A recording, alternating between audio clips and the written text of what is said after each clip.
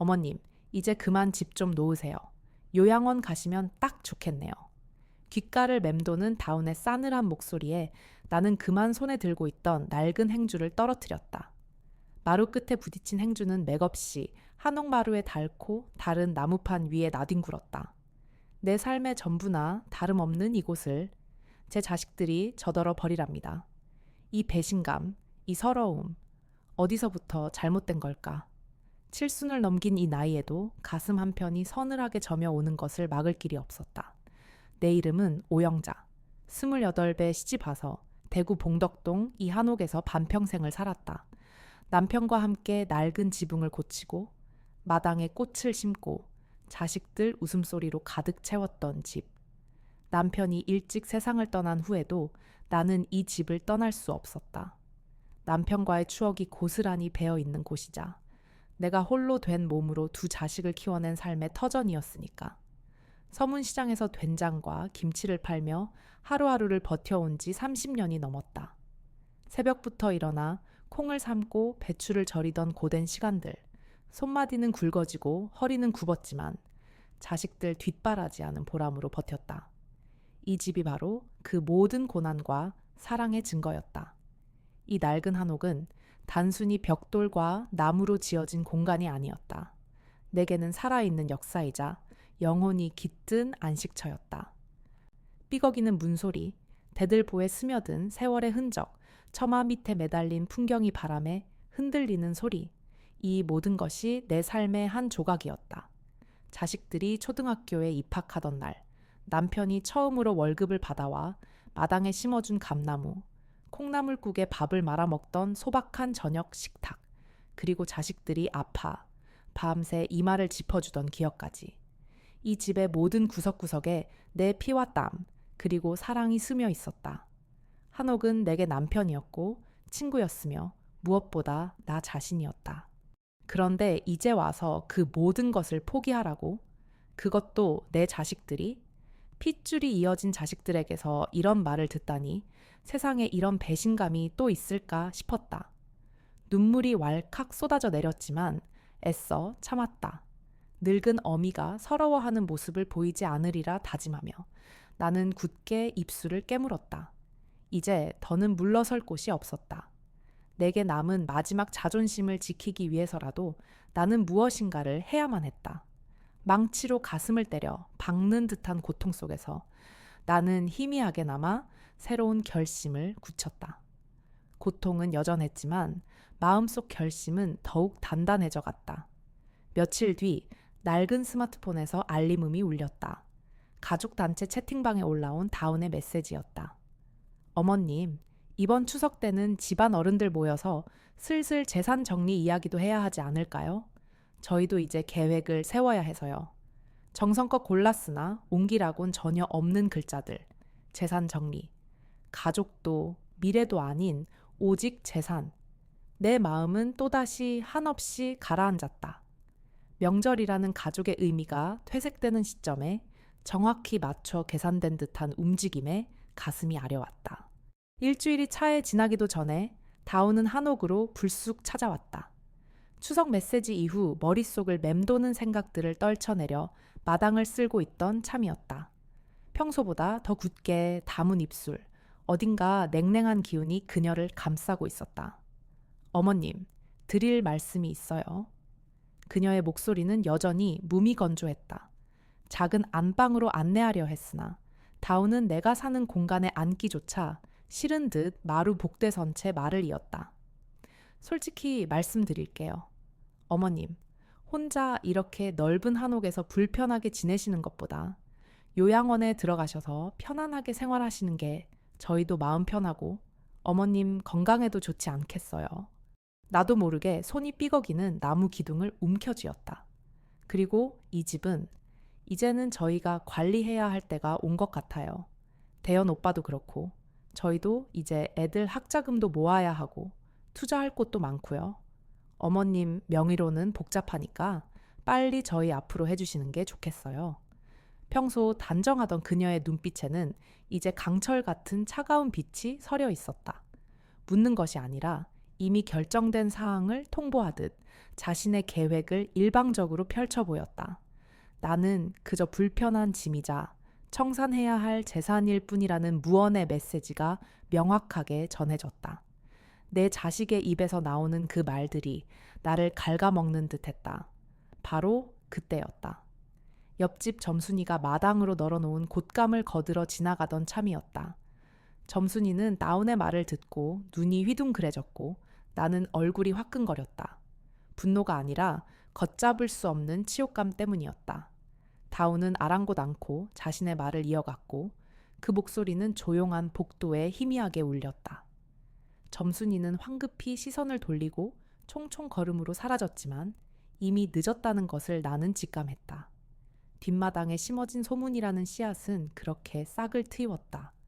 며칠 만에 나는 시장에서 웅성거리는 소문의 중심이 되어 있었다. 영자 할매네 집이 어쩐지 시끄럽다던데. 혹은 자식들이 어미를 요양원에 보낸다더라. 직접적으로 내게 하는 말은 아니었지만 그 말들은 내 살갗을 불태우는 듯했다. 사람들의 시선, 동정 섞인 눈빛은 견디기 힘들었다. 굳건한 내 사랑과 희생의 상징이었던 한옥은 이제 추잡한 소문의 대상이 되었다. 나는 완전히 발가벗겨진 기분이었다. 배신감은 비단 자식들에게서만 오는 것이 아니었다. 세상 모두가 나를 지켜보고 판단하는 것 같았다. 그들이 빼앗으려 하는 것은 단순히 내 집이 아니었다. 내 존엄, 내 삶의 모든 서사였다. 내 핏줄이 이렇게까지 내게 고통과 공개적인 모욕을 줄 수 있다는 생각에 나는 무겁고 차갑게 가라앉았다. 그들의 탐욕에는 끝이 없으며 그들의 행동은 돈뿐만 아니라 나의 자율성과 자존감을 앗아가려는 것임을 깨달았다. 이것은 단순한 요구가 아니었다. 선전포고였다. 그리고 오영자인 나는 결코 항복하지 않을 터였다. 그 밤 마루에 홀로 앉아 나는 이 한옥을 지키기 위해 무엇을 해야 할지, 아니 내 자신을 지키기 위해 무엇을 해야 할지 고뇌했다. 내 핏줄에게서 받은 선전포고는 나를 더 이상 수동적인 희생자로 머물 수 없게 만들었다. 칠순의 늙은 몸은 그들의 탐욕 앞에 벌벌 떨었지만 내 안에 어떤 단단한 심지는 부러지지 않았다. 이제 더 이상은 안 됐다. 더는 이 모든 것을 감당할 수 없었다. 내게 남은 것은 오직 나 자신과 이 집이 상징하는 내 삶의 자존심뿐이었다. 나는 굽어진 허리를 애써 펴고 지난 세월을 되짚었다. 남편과 사별 후 두 아이를 키우기 위해 나는 내 모든 것을 바쳤다. 서문시장의 굳은 비바람을 맞으며 된장을 팔고 김치를 담그며 번 돈은 모두 아이들의 학비와 생활비로 들어갔다. 겨울이면 장갑도 없이 시린 손으로 배추를 절이고 여름이면 땀범벅이 되어 콩을 삶았다. 아이들에게 좋은 옷 한 벌, 맛있는 음식 한 끼 더 먹이고 싶어 내 옷은 늘 낡았고 내 밥상은 늘 소박했다. 대학에 합격했을 때, 취직했을 때, 결혼했을 때 아이들의 기쁜 소식 하나하나에 내 모든 고생이 눈 녹듯 사라지는 줄 알았다. 내 삶의 의미는 오직 자식들의 행복이었다. 자식들이 내 삶의 가장 큰 보물이라 믿어 의심치 않았다. 그 믿음으로 모든 것을 버텨왔는데 돌아온 것은 내 삶의 터전마저 빼앗으려는 차가운 손길이었다. 그들의 눈에는 내가 그저 낡은 집과 함께 처분해야 할 짐짝처럼 보였을 뿐이었다. 어머니 건강을 위해서 요양원이 좋아요. 그 말은 내 귀에 어머니, 이제 필요 없으니 치우세요 라고 들렸다. 이 집은 이제 저희가 관리해야 할 때가 온 것 같아요. 이 말은 어머니의 재산은 이제 저희 것입니다. 라는 노골적인 탐욕이었다. 가슴이 찢어지는 고통이 밀려왔다. 내가 이토록 무지하고 어리석었나? 내가 길러낸 것이 정녕 이런 자식들이었던가? 그들이 보인 것은 단순한 무관심을 넘어선 적나라한 배신감이었다. 며칠 밤낮을 잠 못 이루며 생각했다. 나는 어떻게 해야 하는가? 이대로 주저앉아 그들의 뜻대로 내 모든 것을 내어주고 낯선 요양원에서 마지막을 보내야 하는가? 그럴 수는 없었다. 절대로 그럴 수는 없었다. 내 삶의 마지막 페이지를 그들의 탐욕으로 얼룩지게 할 수는 없었다. 나는 이대로 무너질 어머니가 아니었다. 칠순을 넘긴 여인의 나약함 속에서도 나는 잃어버린 나를 찾아야만 했다. 그러다 문득 어둠 속에서 한 줄기 빛처럼 법이라는 단어가 떠올랐다. 나는 여태껏 법 같은 것은 나와는 상관없는 복잡하고 어려운 세상의 이야기라고만 생각하며 살았다. 법의 도움을 받는다는 것은 내 자식들을 상대로 싸워야 한다는 것을 의미했다. 자식들과 법정에서 마주한다는 생각에 온몸이 떨렸지만 그 떨림 속에는 더 이상 피할 수 없는 결심이 단단하게 자리 잡았다. 더 이상 착한 엄마, 이해심 많은 시어머니 노릇을 할 필요가 없었다. 내 마지막 자존심을 지키기 위한 싸움이 시작될 참이었다. 낡은 한옥에 고즈넉한 정적이 깨지고 나는 생전 처음으로 변호사라는 단어를 머릿속에 또렷이 새겨 넣었다. 이 낡은 몸뚱이를 일으켜 나는 처음으로 내 자신을 위한 능동적인 발걸음을 내딛기로 결심했다. 내 삶을, 내 존엄을 스스로의 힘으로 지켜내리라. 다음 날 아침 며칠간 미뤄왔던 발걸음을 겨우 옮겼다.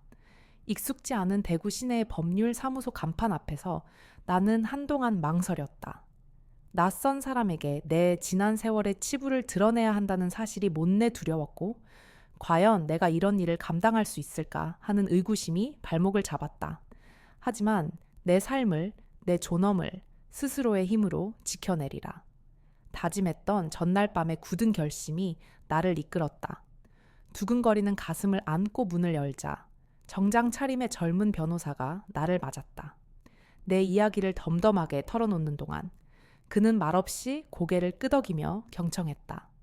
자식들의 배신과 나의 참담한 심정을 이야기하는 내내 차마 흘리지 못했던 눈물이 목까지 차올랐다. 이 한옥이 내게 어떤 의미인지, 남편과 함께 어떻게 이곳을 일구었고, 홀로 두 아이를 키우며 얼마나 많은 피와 땀을 흘렸는지, 그리고 이제는 그 모든 것이 탐욕스러운 자식들의 손에 넘어갈 위기에 처했다는 것을 그는 진지하게 들어주었다. 모든 이야기를 마친 뒤 나는 제가 어떻게 해야 이 집을, 제 삶을 지킬 수 있을까요? 하고 물었다. 변호사는 잠시 생각하더니 조용히 어머님, 신탁이라는 제도에 대해 들어보셨습니까? 하고 물었다. 신탁이라니? 난생 처음 듣는 단어였다. 나는 고개를 저었다. 그는 조심스럽게 설명하기 시작했다. 자녀분들의 상속권을 박탈하는 대신 어머님의 재산을 안전하게 보호하면서 어머님 스스로 그 사용처를 결정하고 심지어 사후에는 어머님께서 원하시는 곳으로 배분될 수 있도록 하는 방법입니다. 나는 그 말에 귀를 기울였다. 나 같은 늙은이가 제 재산을 스스로 지킬 수 있는 방법이 있다는 말에 내 안에 얼어붙었던 심장이 서서히 녹아내리는 듯했다. 그의 설명을 들을수록 희미했던 희망의 불꽃이 점차 선명해졌다. 신탁은 내 소유의 재산을 나 아닌 제3자, 신탁회사, 부원에게 맡겨 관리하게 하고 나는 그 재산에서 나오는 수익을 받는 방식이라고 했다. 무엇보다 중요한 것은 재산의 소유권은 신탁회사로 넘어가지만 그 재산을 어떻게 운용하고 누구에게 줄지는 전적으로 내가 결정할 수 있다는 점이었다. 즉, 자식들이 함부로 건드릴 수 없게 보호막을 치면서도 내 생전에는 난 스스로 재산을 통제하고 나중에 내가 정한 방식대로 유산을 나눌 수 있다는 이야기였다. 어머님께서 원하시면 특정 자녀에게는 아예 상속을 하지 않거나 조건을 붙일 수도 있습니다. 변호사의 말에 나는 놀라움과 함께 깊은 안도감을 느꼈다. 내 모든 것을 빼앗으려던 그들의 시도에 맞서 내가 나의 방식으로 삶의 마지막을 준비할 수 있게 된 것이다. 마치 깊은 바닷속에 빠져 허우적대다가 겨우 숨통이 트이는 작은 공기방울을 찾은 기분이었다. 며칠 동안 변호사와 여러 번 상담하며 신탁의 세부 사항들을 알아봤다. 단순히 자식들에게 재산을 주지 않는 것을 넘어 내 삶의 의미를 되찾고 싶었다. 오랜 고민 끝에 나는 재산을 어떻게 배분할지 마음속으로 그림을 그렸다. 먼저 내 곁에서 늘 따뜻한 마음을 보여주었던 손주 준서에게 일부를 물려주고 싶었다. 그 아이는 내게 유일한 위로이자 희망이었다. 그리고 나머지 재산의 상당 부분은 사회에 환원하기로 했다. 내가 평생을 살아온 서문시장처럼 소외된 이웃들에게 작은 보탬이 되고 싶었다. 마지막으로 내 노후를 위한 생활 자금도 충분히 확보할 수 있도록 계획했다. 내가 죽어서도 내 뜻이 이 집과 이웃들에게 남아있기를 바랐다. 자식들에게 모든 것을 바쳤던 지난 삶과 달리 이제는 내 남은 삶을 오롯이 나 자신과 내가 사랑하는 이들을 위해 쓸 수 있게 되었다는 생각에 가슴이 벅차올랐다. 이 낡은 한옥에서 흘러나온 사랑이 더 넓은 세상으로 퍼져나가기를 나는 희미하게 웃었다. 이제 시작이었다. 변호사와의 상담 이후 나는 평생 느껴보지 못했던 단단함을 마음에 품게 되었다. 희미하게 떠오르던 희망은 이제 선명한 결심이 되어 내 안을 가득 채웠다. 며칠 뒤 예상대로 다운이 또다시 불쑥 집을 찾아왔다. 이번에는 추석 메시지처럼 빙빙 돌려 말하는 대신 노골적인 압박감을 가지고서였다. 그녀의 얼굴에는 조급함과 함께 이미 모든 것이 결정되었다는 듯한 확신이 엿보였다. 나는 마루에 앉아 차분히 그녀를 맞았다. 지난번처럼 손에 쥔 행주를 떨어뜨리지도 않았고 목소리가 떨리지도 않았다. 다만 내 앞에 놓인 찻잔에서 피어오르는 김을 응시하며 다운의 다음 말을 기다렸다. 어머님, 지난번에 말씀드렸던 재산 문제 말인데요. 솔직히 더 이상 미룰 일이 아닌 것 같아요.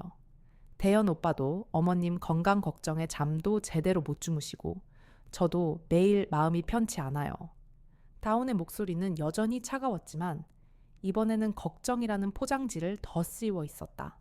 하지만 그 속에는 더욱 날카로운 요구가 숨겨져 있음을 나는 똑똑히 알고 있었다. 저희가 좋은 요양원도 알아봤어요. 어머님께서 편안하게 지내실 수 있는 곳으로요. 그리고 이 한옥은 어머님 명의로 두는 것보다 빨리 저희 앞으로 해두는 것이 여러모로 유리해요. 세금 문제도 그렇고요. 그녀는 마치 대단히 합리적이고 이성적인 제안을 하는 양 또박또박 말을 이었다. 나는 그녀의 말을 가만히 들었다. 마음속으로는 분노가 치밀어 올랐지만 애써 평정심을 유지했다. 더 이상 감정에 휩쓸려 무릎 꿇는 어미가 아니었다. 다운이 잠시 숨을 고를 때였다. 나는 천천히 그러나 단호하게 입을 열었다. 다운아, 내 말이 참 고맙구나. 내 걱정을 그렇게나 많이 하다니. 내 말에 다운의 얼굴에 희미한 만족감이 스쳐 지나갔다. 내가 순순히 따를 것이라 생각하는 듯했다. 그녀의 방심한 틈을 타 나는 손에 쥐고 있던 낡은 스마트폰을 꺼냈다.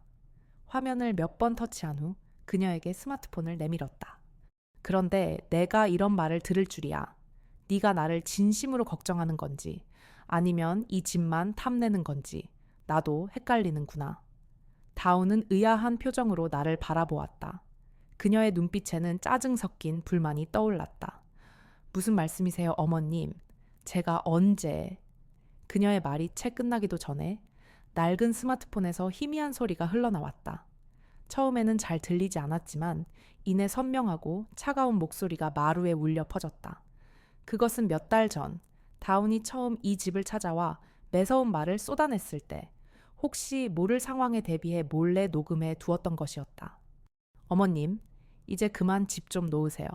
요양원 가시면 딱 좋겠네요. 이 집은 이제는 저희가 관리해야 할 때가 온 것 같아요.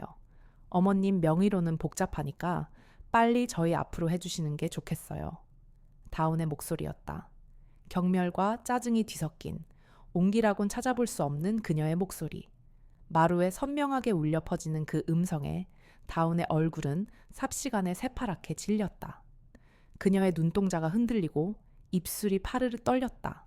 마치 자신이 저지른 범죄 현장을 들킨 사람처럼 그녀는 순간적으로 굳어버렸다. 나는 무표정한 얼굴로 스마트폰을 다시 걷어들였다.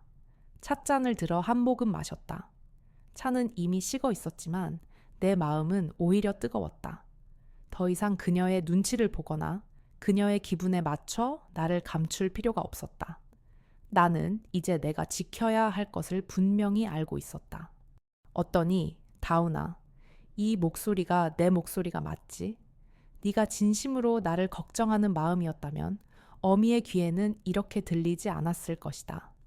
내 목소리는 낮았지만 그 어떤 날카로운 칼날보다도 더 서늘하고 힘이 있었다. 다운은 아무 말도 하지 못했다. 그녀의 두 눈은 공포와 경멸, 그리고 그 속에서 피어나는 당황스러움으로 가득 차 있었다. 그녀는 내가 그저 순종적이고 나약한 늙은 어미일 뿐이라고 생각했을 것이다. 하지만 나는 더 이상 그저 순종적인 어미가 아니었다. 내 삶의 마지막을 스스로 결정하겠다는 굳은 의지로 무장한 한 여인이었다. 침묵 속에 흐르는 긴장감은 마루를 가득 채웠고 나는 그녀의 시선을 똑바로 마주하며 흔들림 없는 눈빛으로 나의 변모를 선언했다. 다운은 아무 말도 잊지 못했다. 파랗게 질린 얼굴로 한동안 나를 응시하던 그녀는 이내 무언가 할 말을 잃은 듯 몸을 돌려 황급히 마루를 떠났다.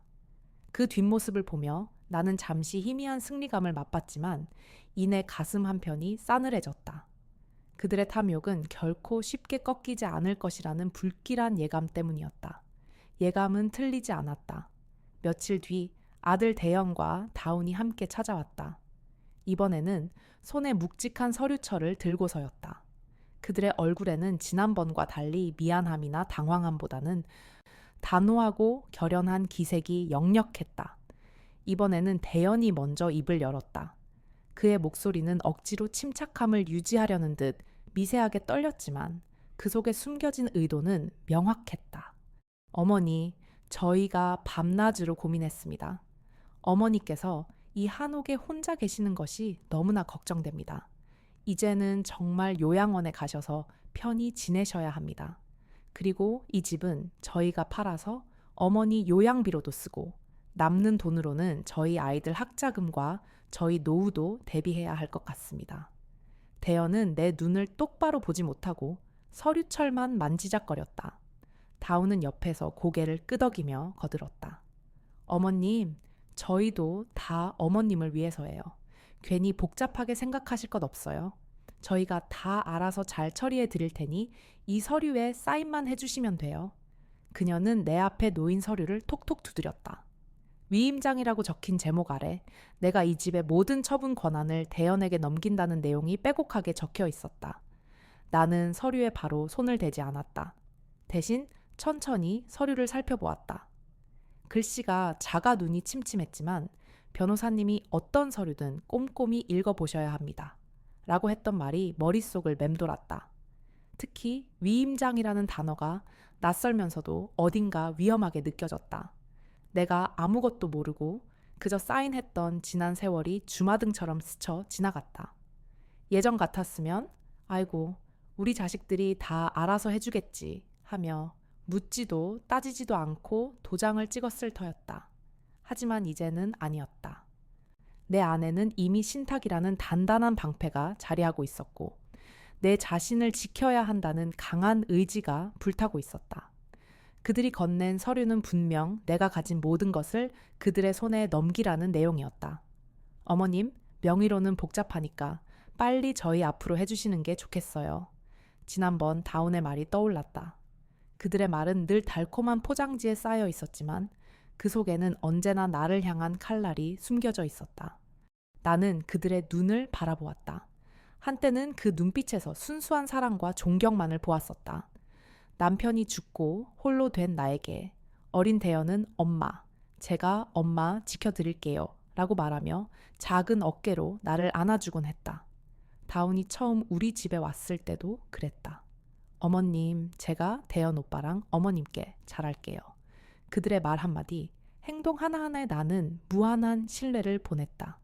그들의 대학 등록금, 결혼 비용, 심지어 집을 살 때 보태준 돈까지 단 한 번도 망설임 없이 내 모든 것을 내어주었다. 나의 전 재산이나 다름없었던 통장과 도장도 그들이 부탁하면 아무 의심 없이 건네주었다. 자식에게는 모든 것을 주어도 아깝지 않다고 생각했으니까. 그것이 어미의 당연한 도리라고 믿었으니까. 하지만 이제는 그들의 눈빛에서 탐욕과 조급함만을 읽을 수 있었다. 내가 그토록 굳게 믿었던 그들이 나의 마지막 안식처마저 빼앗으려 서슴지 않고 이런 계략을 꾸미고 있는 것이었다. 심장이 다시 한번 시리게 저며 왔다. 그래도 나는 더 이상 눈물을 보이지 않았다. 이제 더 이상 과거의 내가 아니었다. 나는 펜을 들고 서류를 다시 한번 천천히 꼼꼼히 읽기 시작했다. 한 글자도 놓치지 않으리라. 내 삶의 존엄을 지키기 위한 이 싸움에서 나는 결코 쉽게 넘어지지 않을 것이다. 위임장에 명시된 조항 하나하나가 칼날처럼 날아와 내 가슴을 후벼 팠다. 내가 이 서류에 서명하는 순간 이 한옥은 물론 내 평생의 모든 재산이 그들의 소나귀로 넘어갈 것이라는 잔인한 진실이 드러났다. 어머님을 위한 것이니 염려 마시라는 그들의 말은 한낱 거짓말에 불과했다. 이 서류는 나를 위한 것이 아니라 나를 완전히 소외시키고 그들만의 이득을 취하려는 음모였다. 그제야 나는 깨달았다. 그들의 탐욕이 내가 상상했던 것보다 훨씬 더 깊고 검다는 것을. 그날 저녁 마루에 홀로 앉아 식어버린 숭늉을 마시고 있을 때였다. 스르륵 뒷문이 조심스럽게 열리는 소리가 들렸다. 점순이가 빼꼼히 고개를 내밀었다. 그녀의 얼굴에는 걱정과 함께 무언가 할 말이 있는 듯한 기색이 역력했다. 영자 언니, 지난번에 그 집 며느리 왔을 때 내가 미처 다 듣지는 못했는데 며칠 전 시장에서 현자 언니랑 순옥이랑 얘기하는 걸 얼핏 들었어. 다운이가 글쎄 언니 집을 팔아서 자기들 사업 자금으로 쓰려고 한대. 요양원은 그냥 핑계고 언니가 혹시라도 버틸까봐 미리 위임장을 받아내려고 작정한 모양이더라. 점순이의 말에 나는 망치로 머리를 얻어맞은 듯했다. 내가 짐작했던 것보다 더 노골적인 그들의 속내에 온몸에 소름이 돋았다. 설마 했던 일들이 현실로 드러나는 순간이었다. 점순이는 내 손을 꼭 잡으며 언니, 힘내. 우리 언니 혼자 아니야 하고 위로해 주었다. 그 따뜻한 손길에 얼어붙었던 가슴이 조금이나마 녹아내리는 듯했다. 점순이의 작은 용기가 내게 다시 한번 싸울 힘을 불어넣어 주었다. 다음 날 서문시장에 나가는 발걸음은 평소보다 무거웠다. 하지만 시장 입구에 들어서는 순간 익숙한 얼굴들이 나를 방했다. 된장가게 순옥이, 김치가게 현자, 그리고 떡볶이 포장마차 점순이까지. 그들은 마치 약속이라도 한 듯 내 주위에 모여들었다. 영자 언니, 괜찮아. 요새 얼굴이 안 좋네. 언니, 우리 다 언니 편이야. 무슨 일 있으면 언제든지 말해. 그들의 걱정 어린 눈빛과 따뜻한 말 한마디 한마디가 내 가슴을 울렸다. 평생을 함께 해온 시장 사람들은 단순한 동료가 아니었다. 그들은 내 가족이었고 내 삶의 버팀목이었다. 굳이 말을 꺼내지 않아도 그들은 이미 내가 겪고 있는 아픔을 알고 있었다. 그들의 묵묵한 지지와 흔들림 없는 눈빛은 내게 큰 위안이 되었다. 내가 이 싸움에서 결코 혼자가 아니라는 사실은 내 안에 꺼져가던 불씨를 다시 활활 타오르게 했다. 그래, 나는 이 소중한 한옥과 그리고 나 자신의 존엄을 지켜낼 것이다. 이 모든 것을 빼앗으려는 핏줄의 탐욕 앞에서 나는 결코 무릎 꿇지 않으리라. 내게는 내가 사랑하고 나를 사랑해주는 이웃들이 있으니까. 그들의 따뜻한 마음이 나를 다시 일으켜 세웠다. 시장 사람들의 따뜻한 마음은 내 안에 꺼져가던 불씨를 다시 활활 타오르게 했다. 그날 이후 나는 더 이상 망설이지 않았다.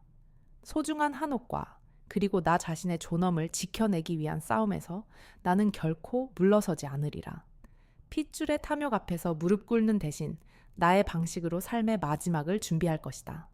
나는 곧바로 변호사님께 연락을 드려 신탁 계약의 마지막 절차를 밟기 위한 약속을 잡았다. 사무실로 향하는 발걸음은 더 이상 불안하거나 두렵지 않았다. 오히려 70평생 처음 느껴보는 단단한 확신으로 가득 차 있었다. 변호사님은 내 결심을 듣고 조용히 미소 지었다. 서류 더미를 다시 한번 꼼꼼히 확인하고 복잡한 법률 용어를 내 눈높이에 맞춰 설명해 주시는 그의 목소리에서 나는 깊은 신뢰를 느꼈다. 내 재산의 60%는 사회에 환원될 것이고 20%는 내 유일한 위로이자 희망인 손주 준서에게 돌아갈 것이며 나머지 20%는 내 남은 생을 위한 노후 자금으로 쓰일 터였다. 무엇보다 중요한 것은 대연과 다운이 내 유산을 받기 위해서는 요양원에서 100시간의 봉사활동을 하고 내게 진심으로 공개적인 사과를 해야 한다는 조건이었다. 단순한 돈을 넘어 그들이 잃어버린 인간의 도리를 깨닫기를 바라는 나의 마지막 가르침이었다. 모든 서류에 도장을 찍고 나자 묵직했던 마음이 한결 가벼워졌다. 이제 아무도 이 집을 함부로 탐낼 수 없을 터였다. 내 삶의 주권은 오롯이 내 손에 돌아왔다. 며칠 뒤 나는 대연과 다운에게 정식으로 만날 것을 요청했다. 이번에는 내가 그들에게 던지는 선전포고였다. 낡은 한옥의 작은 방에 마주 앉은 그들의 얼굴에는 여전히 탐욕스러운 기대감과 약간의 초조함이 엿보였다. 나는 그들의 눈을 똑바로 마주하며 준비해온 말을 차분하게 시작했다. 대연아, 다운아, 너희가 그토록 원하던 재산 정리를 내가 이제 시작했다. 내 말에 그들의 눈빛이 순간 흔들렸다. 그들은 내가 마침내 항복했다고 생각하는 듯했다. 나는 차 한 모금으로 목을 축이고 말을 이어갔다. 이 한옥과 내 모든 재산은 이제 신탁이라는 이름으로 관리될 것이다. 앞으로 이 집과 내 모든 재산은 내가 정한 방식대로 쓰일 것이며 너희가 함부로 손댈 수 없을 것이다. 그 순간 대연의 얼굴이 파랗게 질렸고 다운은 숨을 헉 들이켰다. 그들은 내가 이런 결정을 내릴 줄은 꿈에도 생각지 못했을 것이다. 이내 나는 신탁의 내용과 조건을 하나하나 설명했다. 60%는 어려운 이웃을 위한 기부금으로, 20%는 내 손주 준서에게, 그리고 20%는 내 남은 삶을 위한 생활비로 사용될 것이라고. 그리고 이어지는 조건에 그들의 얼굴은 경악과 분노로 일그러졌다. 너희가 내 유산을 받으려면 요양원에서 100시간 동안 봉사활동을 하고 내게 진심으로 공개적인 사과를 해야 할 것이다. 내 말이 끝나기가 무섭게 다운이 자리를 박차고 일어섰다. 어머님, 지금 무슨 말씀을 하시는 거예요? 우리가 어머님 자식인데 어떻게 이럴 수가 있어요? 고작 몇 푼 안 되는 재산 때문에 우리를 이렇게까지 내치세요? 그녀의 목소리는 분노로 떨렸고 눈에는 경멸이 가득했다. 대연 역시 울컥하는 표정으로 소리쳤다. 어머니, 정신이 나가신 겁니까? 변호사인지 뭔지 하는 사람 말만 듣고 피부티 자식을 버리겠다는 거예요. 이성을 찾으세요. 이건 불효죄예요, 불효죄. 그들의 목소리는 점차 격앙되었고 내 결정이 터무니없는 배신이라고 몰아붙였다. 나는 그들의 거친 항변을 묵묵히 들었다.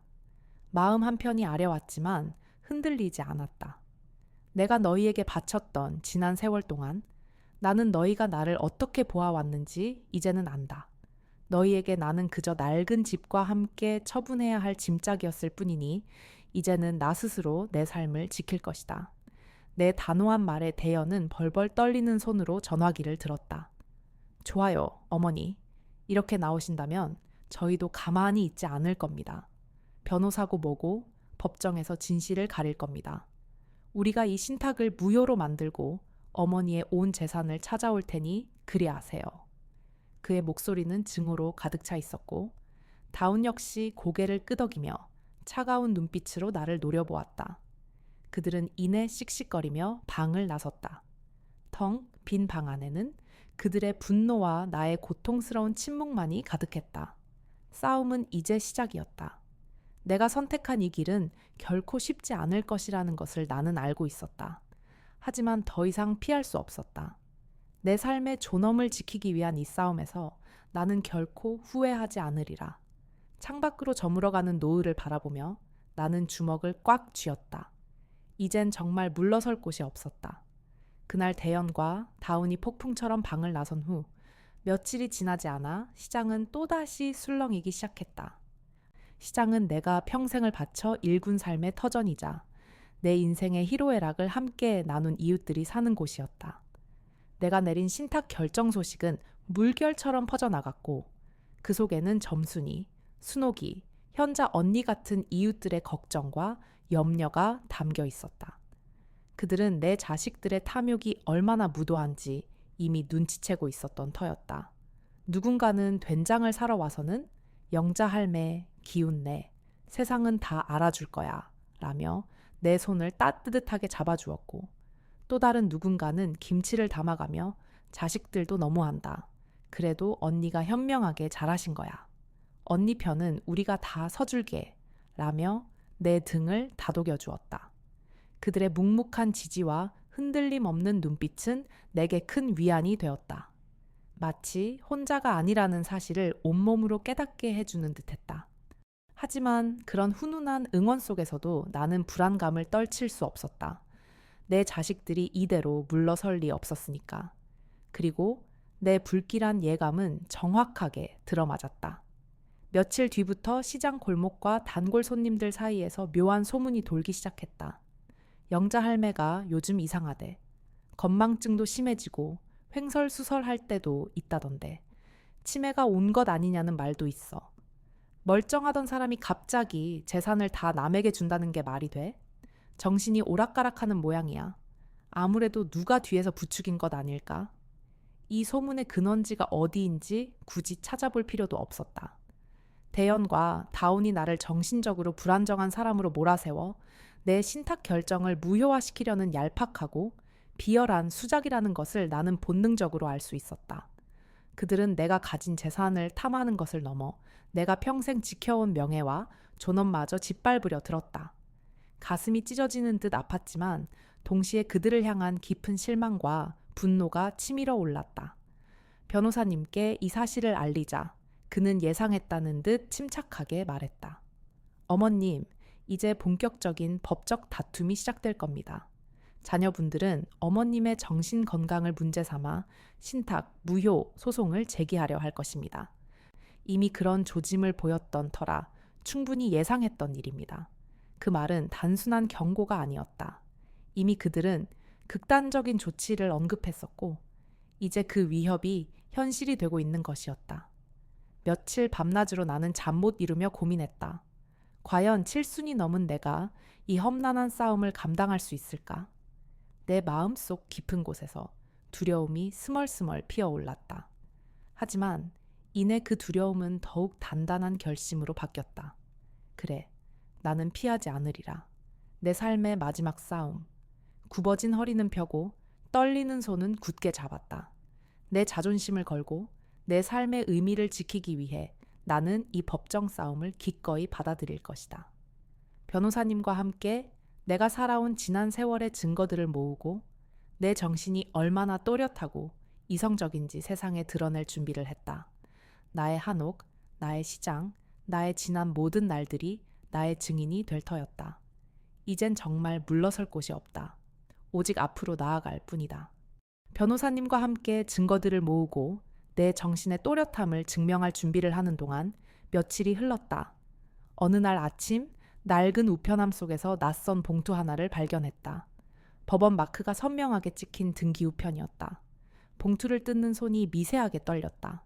그 안에는 소장 수, 쌍이라는 낯선 글자가 적힌 서류가 들어있었다. 드디어 올 것이 왔다는 생각에 가슴이 철렁 내려앉았다. 내 자식들이 나를 상대로 재산 처분 금지 및 신탁 무효 소송을 제기했다는 내용이었다. 내 이름 옆에는 피고라는 두 글자가 선명하게 박혀 있었다. 70평생 남에게 해코지 한 번 하지 않고 살아왔는데 이제 와서 법정에 서야 한다니. 그것도 내 피부티 자식들과 말이다. 종이장 하나하나에 적힌 그들의 주장은 나를 마치 돈에 눈이 먼 노인으로 몰아갔다. 정신착란, 판단 능력 상실, 외부 세력에 의한 조종.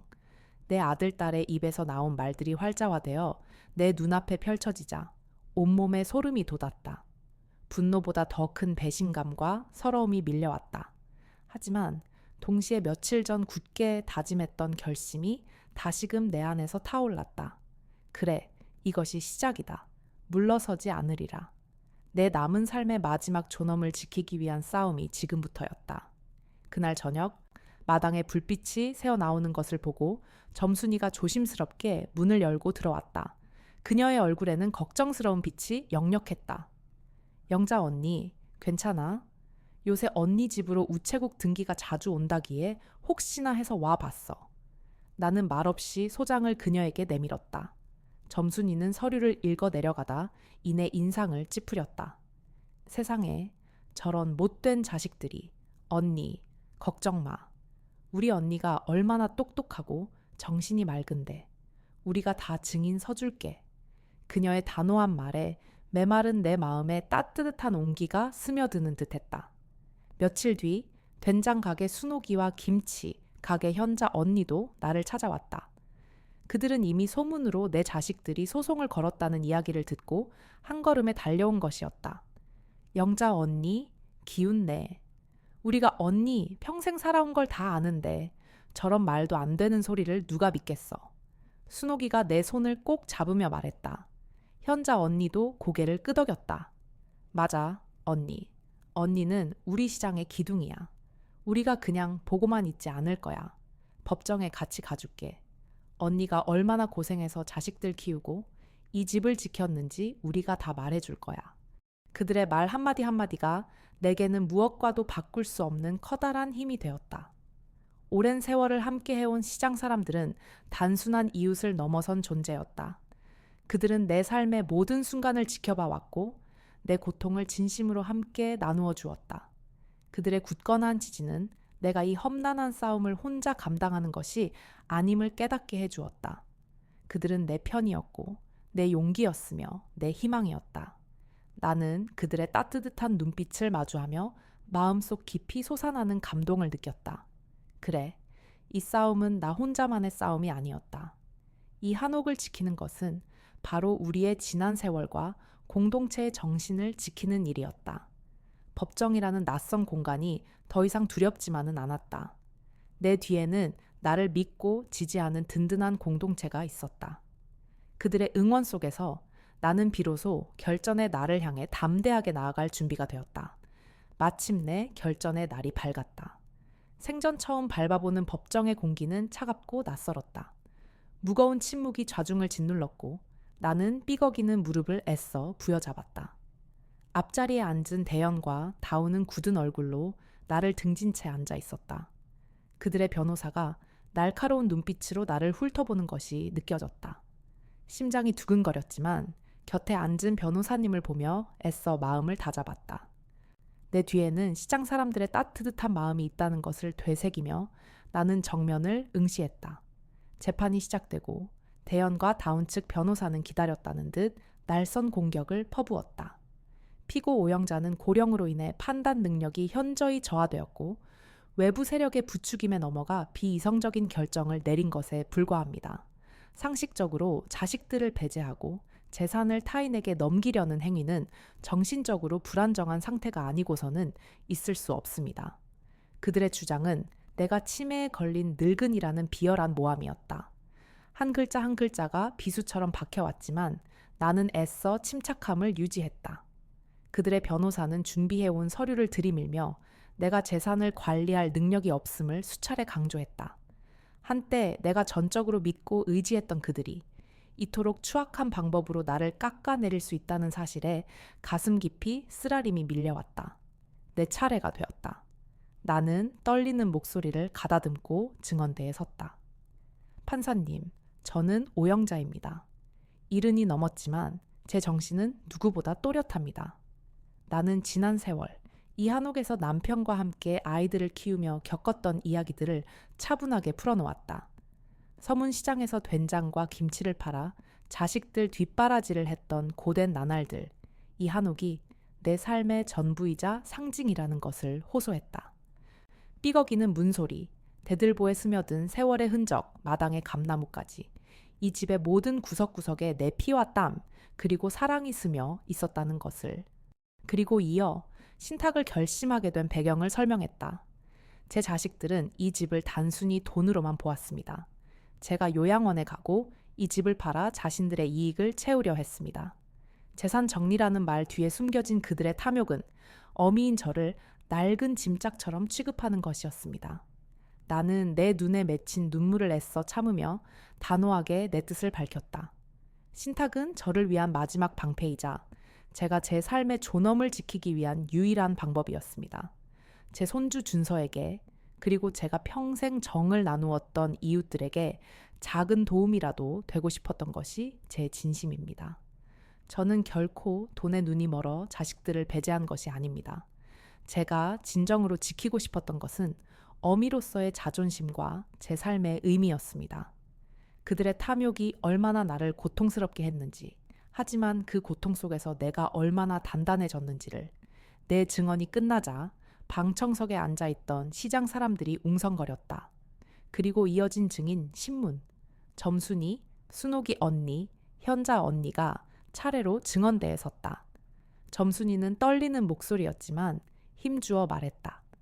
우리 영자 언니는요, 평생을 자식들한테 다 바친 분이에요. 시장에서 얼마나 부지런하게 살았는지 아세요? 새벽부터 나와서 밤늦게까지 일하고 단 한 번도 남한테 해코지 한 적 없는 분이에요. 영자 언니 정신은 누구보다 맑아요. 그 집 한옥이 영자 언니 목숨이나 다름없는데 자식들이 그걸 뺏으려 한단 말입니다. 그녀의 눈에는 분노와 함께 나를 향한 깊은 연민이 가득했다. 된장 가게의 순옥이 언니도 증언대에 올라 목소리를 높였다. 맞아요, 판사님. 영자 언니는 우리 시장의 산증인이에요. 온갖 굳은 일 마다 않고 자식들 키워냈고 우리 어려운 일 있을 때마다 자기 일처럼 나서서 도와줬던 분이에요. 저렇게 모함하는 자식들은 천벌 받을 겁니다. 영자 언니는 절대로 판단 능력을 잃은 게 아니에요. 오히려 자식들이 엇나가니까 자기 삶을 지키려고 현명한 결정을 한 겁니다. 현자 언니 역시 눈물을 글썽이며 덧붙였다. 영자 언니가 얼마나 정 많고 현명한 분인데 저희가 평생을 같이 살아왔어요. 언니는 누구보다 똑똑하고 마음이 따뜻한 사람입니다. 언니의 결정을 존중해 주십시오. 그들의 증언은 법정에 쩌렁쩌렁 울려 퍼졌다. 그들의 진심 어린 목소리는 대연과 다운의 주장을 거짓으로 만들었다. 그들의 눈에는 나를 향한 깊은 신뢰와 사랑이 가득했다. 그들의 말 한마디 한마디가 차갑던 법정 공기를 서서히 드는 듯했다. 나는 그들을 보며 뜨거운 눈물을 흘렸다. 이 싸움은 정말 나 혼자만의 것이 아니었다. 수십 년을 함께해 온 이웃들의 따뜻한 마음이 차가운 법정의 공기를 훈훈하게 바꾸어 놓았다. 오랜 공방 끝에 마침내 판사님이 판결을 내렸다. 피고 오영자의 정신 능력은 정상으로 판단되며 자발적이고 합리적인 판단 하에 신탁 계약을 체결했음이 명백하다. 따라서 원고 최다운 대연의 신탁 무효 소송은 이유 없다. 판사님의 단호한 목소리가 법정에 울려 퍼지자 방청석에서는 작은 탄성이 터져 나왔다. 내 귀에는 그 어떤 음악보다 아름다운 소리였다. 나는 온몸의 힘이 스르르 풀리는 것을 느꼈다. 길고 길었던 싸움이 마침내 끝났음을 직감했다. 대연과 다운은 창백한 얼굴로 자리에 굳어 앉아 있었다. 그들의 눈에는 더 이상 탐욕 대신 절망만이 가득했다. 나는 조용히 눈을 감았다. 승리감보다는 이루 말할 수 없는 안도감과 평화가 찾아왔다. 이제 나는 정말 자유로웠다. 내 삶의 주권은 온전히 내게로 돌아왔다. 법정의 문을 나서는 발걸음은 더 이상 짓눌리지 않았다. 길고 길었던 싸움이 끝났다는 안도감과 함께 내 안을 가득 채웠던 무거운 짐들이 한순간에 사라진 듯은 했다. 온몸의 긴장이 풀리며 70평생 겪어보지 못했던 해방감이 밀려왔다. 판사님의 단호한 판결은 내게 승리감보다는 깊은 평화를 가져다 주었다. 이제 나는 정말 자유로웠다. 내 삶의 주권은 온전히 내게로 돌아왔고 차가운 법정의 공기마저도 포근하게 느껴졌다. 그날 이후 대연과 다운의 그림자는 더 이상 내 주위를 맴돌지 않았다. 법정에서 그들의 주장이 얼마나 터무니없었는지 세상에 낱낱이 드러난 뒤로 그들은 감히 서문시장 근처에 얼씬거리지 못했다. 사람들의 수군거림, 동정 섞인 시선, 그리고 무엇보다 따뜻했던 시장 사람들의 차가운 외면 속에서 그들은 설 자리를 잃었으리라. 한때 탐욕으로 가득했던 그들의 얼굴은 이제 좌절과 수치심으로 물들어 있었고 그들의 발걸음은 더 이상 내 한옥으로 향하지 않았다. 그들에게 재산보다 더 큰 것을 잃게 된 것이리라. 바로 사람들 앞에서 짓밟힌 명예였다. 고요한 안도감 속에 나는 마루에 앉아 따스한 햇살을 맞았다. 이 한옥은 내 삶의 전부였고 지켜내야 할 마지막 자존심이었다. 하지만 이제 이곳은 단순히 승리의 상징을 넘어 새로운 의미를 찾기 시작했다. 지난 세월, 이 집은 내게 안식처이자 버팀목이었지만 동시에 자식들의 탐욕과 나의 고통스러운 투쟁의 공간이기도 했다. 이 집을 지키기 위해 온몸으로 맞서 싸우는 동안 나는 잃어버렸던 나 자신을 되찾았다. 그리고 깨달았다. 진정한 자유는 단순히 무엇을 소유하느냐에 있는 것이 아니라 내 삶을 스스로 온전히 선택하고 결정할 수 있는 힘에 있다는 것을. 이제 나는 이 한옥을 지켜냈지만 그 승리 또한 나를 또 다른 시작으로 이끄는 문이 될 수 있음을 어렴풋이 느꼈다. 평생을 자식들 뒷바라지에 받쳐 밀어두었던 나의 오랜 꿈들이 희미하게 떠올랐다. 어렸을 적 잠깐 배웠던 그림을 다시 그려볼까? 아니면 한옥 마당에 예쁜 꽃들을 더 심어 가꿔볼까? 더 이상 된장과 김치를 팔며 고된 삶을 이어갈 필요가 없었다. 신탁을 통해 확보된 노후 자금으로 나는 편안하고 자유로운 삶을 누릴 수 있게 되었다. 무엇보다도 내 마음을 가장 설레게 한 것은 손주 준서와의 시간이었다. 이제 나는 조급함 없이 그 아이의 눈높이에서 세상을 바라보고 새로운 추억을 만들어갈 수 있을 터였다. 정성껏 만든 된장찌개를 끓여주고 마당의 감나무 아래에서 이야기를 나누며 내가 미처 경험하지 못한 어린 시절의 행복을 그 아이와 함께 다시 느껴보고 싶었다. 그리고 시장의 내 소중한 이웃들, 점순이, 순옥 언니, 현자 언니와 함께 따뜻한 차 한 잔을 나누며 소소한 이야기들을 나눌 수 있는 여유를 찾으리라. 그들은 내가 가장 힘든 순간에 나의 버팀목이 되어준 진정한 가족이었다. 이 모든 것이 이제 나의 온전한 선택으로 이루어질 수 있었다. 어디에서든, 어떤 모습으로든 내 삶은 이제 오롯이 나 오영자의 것이 되었다. 이 한옥은 더 이상 탐욕의 대상이 아니라 나의 존엄이 지켜진 거룩한 공간이었다. 과거의 아픔은 상처로 남아있겠지만 그 상처는 나를 더욱 단단하게 만들었고 무엇이 진정으로 소중한지 깨닫게 했다. 창밖으로 쏟아져 들어오는 햇살은 나의 새로운 페이지를 비추는 듯 눈부시게 빛났다. 그 빛 속에서 나는 미소 지었다. 이 집을 지켜냈지만 이제 나는 이 집을 떠나 새로운 보금자리를 찾아 나의 남은 삶을 오롯이 나 자신을 위해 살아갈 용기와 자유를 얻은 듯했다. 진정한 삶은 이제 막 시작될 참이었다. 새로운 삶의 풍경을 그리던 며칠 후 전혀 예상치 못한 일이 벌어졌다. 낡은 한옥의 대문이 다시 한번 조심스럽게 열리는 소리가 들렸다. 혹시나 하는 마음에 고개를 돌리자 그곳에는 대연과 다운이 서 있었다. 그들의 얼굴에는 지난번의 오만함이나 탐욕 대신 깊은 후회와 수치심이 역력했다. 손에는 조촐한 꽃다발이 들려 있었고 그들의 시선은 바닥으로 향해 있었다. 마치 죄지은 아이들처럼 그들은 쉬이 고개를 들지 못했다. 어머님, 대연의 목소리는 갈라져 있었다. 다운 역시 흐느끼며 내 앞에 무릎을 꿇었다. 어머님, 저희가 정말 죽을 죄를 지었습니다. 저희의 어리석음과 탐욕 때문에 어머님께 헤아릴 수 없는 고통을 드렸습니다. 진심으로 죄송합니다. 그들의 눈물은 진심이었다.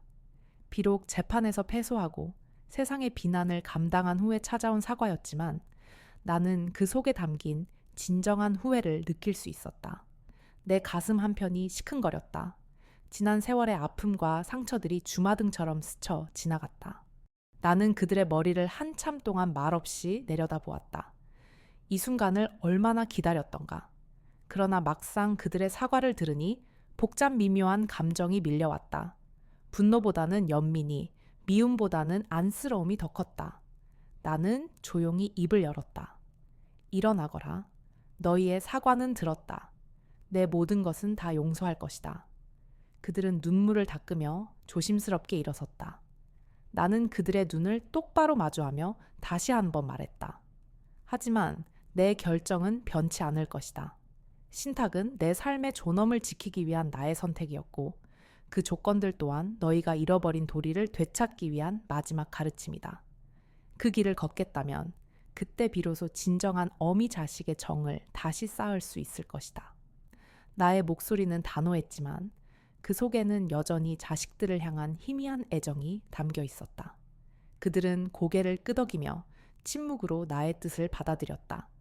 그로부터 며칠 뒤 나는 오랫동안 정들었던 이 한옥을 떠나기로 결심했다. 더 이상 탐욕의 눈길이 머물던 이곳에 갇혀 있을 필요가 없었다. 이 집은 내게 모든 것을 바쳤던 지난 삶의 상징이었지만 이제는 나의 새로운 삶을 위한 공간이 필요했다. 나는 내 오랜 친구들과 시장 사람들에게 이별을 고했다. 점순이, 순옥 언니, 현자 언니는 내 손을 붙잡고 눈물을 글썽였다. 언니, 어디 가서든 행복해야 해. 우리가 자주 찾아갈게. 그들의 따뜻한 말과 포옹은 내게 세상 그 어떤 재산보다 소중한 선물이었다. 마지막으로 낡은 대문을 나서며 나는 뒤뜰에 감나무를 올려다보았다. 남편과 함께 심었던 그 나무는 여전히 굳건히 서 있었다. 수많은 계절을 견뎌온 나무처럼 나 또한 수많은 고난을 이겨내고 마침내 나의 존엄을 지켜냈다. 내 삶은 이제 더 이상 과거의 아픔에 갇히지 않을 것이다. 나는 새로운 보금자리에서 남은 여생을 손주 준서와 함께 그리고 내가 사랑하는 이웃들과 함께 소박하고 충만한 삶을 살아갈 것이다. 인생이란 참으로 기나긴 여정이다. 그 길 위에서 나는 사랑과 배신, 좌절과 희망을 모두 경험했다. 그리고 마침내 깨달았다. 진정한 행복은 재산에 많고 적음에 있는 것이 아니라 내 안의 품위와 스스로의 선택을 지켜내는 용기, 그리고 나를 둘러싼 따뜻한 사람들과의 관계 속에 있다는 것을 내 인생의 마지막 장은 비로소 나 오영자, 스스로의 이름으로 쓰여질 터였다.